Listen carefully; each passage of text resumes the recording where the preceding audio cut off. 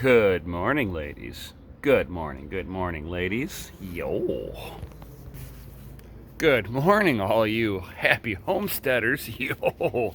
Ain't done a video in the garden for a little bit, working and all that stuff. So here I am, gonna give you guys some updates and a garden tour, guys. Yo. So we're gonna go ahead and just start on right over, guys. So here I got my onion patch. As you can see, the stalks are starting to fold over, and I'm waiting for some of the tips over here to die back a little bit, and it'll put some of the energy of the stalks into the onion bulb. As you can see, some of the onions, yo. Over here, I have some of my lettuce, short romaine lettuce. I have some basils, more romaine lettuce. This was supposed to be all lettuce, but they were cheaper seeds, and not all of them sprouted. I don't know if it was because of the seeds particularly, or the ground is just that junky. This is all new ground that I opened up here. I've got some basil here, yo. Swiss chard, and so it's basically perpetual spinach. That's basically what that is. So it'll come back. Sweet potatoes. Not sure if purple leaves means that this thing is dying. I've never grown sweet potatoes before, but I got some that are doing really good with green leaves here, and then some with purple leaves. Not sure what that all means. Got my tomato plants here, yo, they're doing good. We got tomatoes on here. That is awesome. And then all the way over here, I've got my potato plants. Some of these are in little cloth bags, and then the rest of my potatoes, yo, check that out. It looks like a little forest over here, but that's all potatoes in a raised garden. They're doing amazing. I mean, this is like probably almost 4 feet tall, which is really good. So that's this little section, and as you see, I've got a little fence around this because rabbits have been digging in here, so I had to protect all of my stuff. And then coming over to my back deck here, I've got spinach here that is not doing the greatest, only because it's too warm for this stuff. I should have planted this a little sooner, and whenever they started growing, it like instantly went to seed. So I'll grab the seeds from this, it's not a problem. And with the seeds, I'll plant next year, or I'll plant at the end of the growing season and see if I can get some spinach to grow in the cooler weather. Spinach loves cool weather, just like lettuces and stuff like that. And then I got some more tomato plants here. I got 3 hangers that are doing great. I mean, you can see that we got fruit on there. All of them back here have tomatoes, and the wife's lovely rose bush. This is her prized possession here. Pride and joy, not prized possession. Pride and joy. She's been growing this bad boy for many, many years. And then we kind of come around to the back side of my garden over here, at the back of my house here. Neighbor's dog's barking. But oh my Lord. Wow. Coming to the back of my house. Ooh, that sun. Let me take a step forward so the sun, my house is more blocking the sun out of my eyes, even with the glasses on. That was a bit much. But I've got cucumbers and zucchinis and peas back here. Check it out. Bam, check this out, how tall these are. Got lots of little flowers going on this, so we got pollinators already coming in on this. We should start having some zucchini and cucumbers very soon. Got my peas over here, and look at that, got a pea pod. These are all sweet peas. I've already harvested some. I'll probably pick a few more today, probably. Whatever ones that are ready to go. As long as you're picking, the plant will continue to produce more because it doesn't think that it's seeded. The last thing you want to do is let any of the fruit that these produce go to maturity. Because if it goes to maturity, it'll think that it's done trying to produce seeds for the season, and it will die back instantly. Takes like a little bit, but they instantly go into, we're done for the season. So don't let your stuff over ripen or over mature. Not a good situation. So the garden has been just doing absolutely great. I'm sorry I haven't been doing a whole lot of videos on it all. With me going back to work and everything like that, it's a little rougher to get all the content out to all of you awesome people out there. Yo, update on the rain barrel. Liters, gallons. We're over 300 we're like 330 liters, over 85 gallons. I've had this thing full to where water was sitting on top. So I've collected over 200 gallons of rain this season, which is really cool. I've never collected rainwater, and that's what I've been sitting here and watering all of this with. It's been only watered with rainwater since I've put this in. Now there's a few times where I've had to put my bring my well water hose over here to water everything, but not since that thing's been full. Yo, I like that. This thing has been working a wonder. So if you guys are ever, I mean, this is no shill, I don't get anything for this, but that's the rain barrel that I'm using. I got a cheap little hose stand, a cheap hose with a cheap sprayer on there. Come next year, when I get all this drained out, I'm going to build a platform for this and bring it up higher. This way I get a further drop with the water, and I'll get water pressure. And I won't need to drag a pump out for all of this. That's how I've been watering, is I have a battery operated pump, and it's enough to water all of this. I've got my, I don't know if my camera's going to pick it up from way back here. Probably will now. But yeah, here's my mulberries, I believe. The wife knows about this one. So this will be like the blackberries and stuff like that. So, so we'll have some fruit here. That'll take a little while to grow, but that should get actually pretty tall. I'm trying to grow as much of my food here on the property as I possibly can, which is awesome. Let's go ahead and walk over to where my carrots are. And my, yes, puppy, I hear you over there. Very, very noisy puppy. Barks at me every time I walk by the fence. It's hilarious. So I'm gonna sit there and tell everybody as often as I can, y'all need to sit there and start growing gardens, even if all you can do is like grow your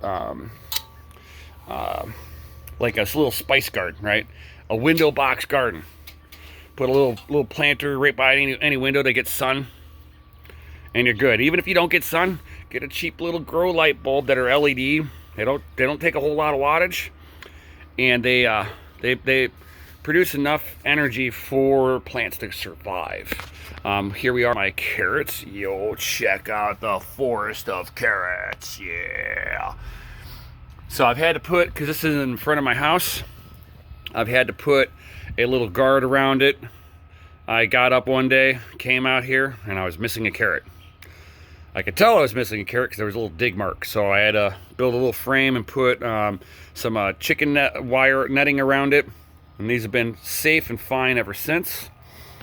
I've got some basil here that is doing amazing over here.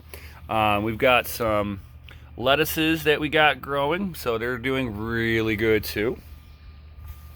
This is the radishes. Once the radishes go to flower, the radishes themselves will stop growing underground, and you don't want to really eat the radishes once it goes to flower. It'll give the radishes more of a woodsy flavor to it. And you can see how much I've got.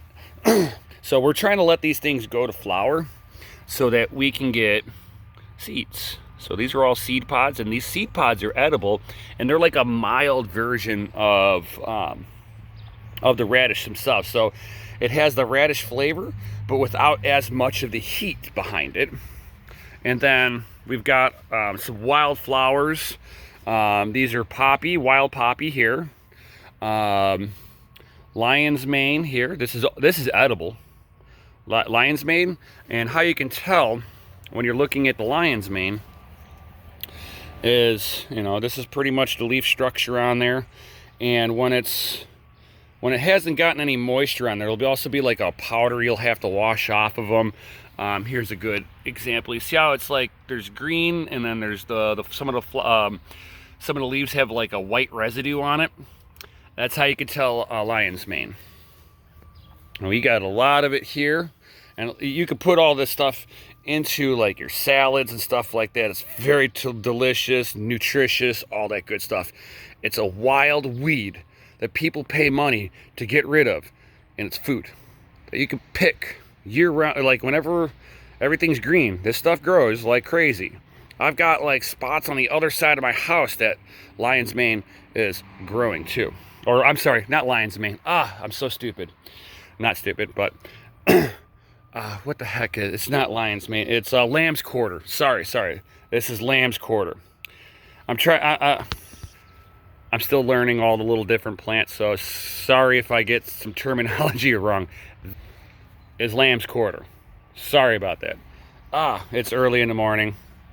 So the lamb's quarter will have like a whitish residue, as you can see here. It's like a whitish residue on with the green.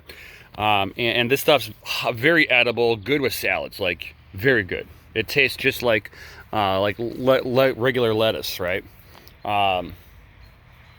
And there's my other rain barrel. Like I said, each one of these has captured over 100 gallons a piece. So yeah, I mean, like grow gardens, not lawns, as I've been saying. We need to decentralize our food as much as we can, guys. And look at that life right there. Look at that. It's a little white butterfly. And they be pollinating everything here. That's basically how you want to see your garden. I mean, heck, people pay money to get rid of this. Dandelions. Dandelions in the early, like you could sit there with the white flower. You can make jellies with it. And all that stuff. And the leaves you can use as with salads too. It's like one of the first things that pops up in the spring and is very delicious. And then coming all the way over here, this is like something that the wife's been doing for many years. This is her like front flower bed area. We got a random corn. We think this is like field corn, so I'm gonna let it grow because I've never seen corn grow on this property before. I'm like, we're gonna let it go. And does anybody know what this is? Does anybody know what this is specifically? Put it down in the comments down below. And if you happen to know what that plant is, it's this plant, not the flowers. This. Does anybody know what this is? Like I said, put it in the comments down below. And just me sitting here trying to figure out if you guys know any of this stuff. Because I'll give you guys a hint. I can make a tea with it. And that's pretty much all that I got in here that's like really super edible. Here's another one. You should know what this one is. This is clover. So, you go to a clover patch and you're trying to find that lucky 4-leaf clover. Well, did you know that you could be eating this stuff? It has like a really lemony taste. So if you guys ever have a chance, go check out what clover, 3-leaf or 4-leaf clover actually tastes like. Go ahead. I challenge you to try some clover. And then also, let me know in the comments down below what you think of tasting clover is like. What does it taste, you know, does it taste good to you? Do you like it? Would you eat it again? Let me know. Comments down below. So, getting out from underneath my tree.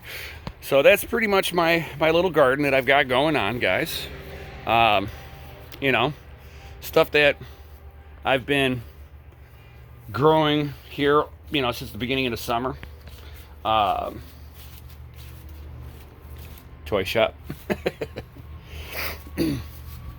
So this is everything that I've been doing here, and this is pretty much like a little bit of an update of the garden. The garden's doing great. I've harvested some lettuce. It was delicious. I've eaten some of my radishes. Oh my God, super tasty. Let's see here. My chives do great also. Check this out. This is something that the wife's been growing for a few years now. So this is the chives. Bam. Look how long that stuff is, guys. Bam. This plant's called a this wild looking plant here. It's called a wandering Jew. I don't make the names up. That's just what it's called. I don't know. It's Latin terminology for it. Somebody, if you happen to know what the Latin terminology for it is, put it in the comments down below. It's like we try to make everything so that it's 100% edible. Hey, spearmint, we grabbed some spearmint from our next door neighbor who said it was okay, and we're seeing if I can get this thing to come to life after transplanting it. We'll find out. It's a little experiment. And then I'll leave you guys with a little bit of chunking. Look how big they are getting. Holy cow. And in September, they should, like right around that September time period, they should start laying eggs in September. So, yo, fresh eggs, all that good stuff. I'm going to be building some stuff in here for them probably in the next couple of weeks. So I'll give some updates on the chicken run here. We're going to transform it so that they've got more stuff to play with. And that should help them out being a lot more happy. Because, man, especially this one, Fiero, she absolutely loves to follow me around when I'm outside. She will walk back and forth in the chicken run, you know, watching everything that I do. But I dare not go in there with bare feet. I just don't, the wood chips and the poop. I don't need to cut, you know, get a splinter from one of the wood chips that is already covered in, you know, manure. You'll get sick from that. I don't recommend it. So I go in there with at least shoes on. So, but yep, these little guys are doing a wonderful. They're nice and healthy, very curious. They love Dot right there. Absolutely loves to cuddle up with me. She'll sit in my lap and just kind of cuddle right into my arm. It's so cute. So if you guys ever have a chance, if you got property and you got a little bit of room that you can give to getting farm fresh eggs like this, I recommend it. Not health advice, but I recommend getting better food than what you can get at the grocery store. Know where your food comes from. Know how it's grown. Know that it's not a GMO, genetically modified organism. Because if it's a GMO, it's not food. It's a product. And that's why those products are so cheap, because it's not real food. So if you guys want to get some really good food, start trying to grow some of it yourself. Try to grow as much food as you possibly can. Even if you are only growing spices, at least grow some of it. Look up a terminology called Victory Gardens. That was a thing back in the day. You know, people would think about wartime situations.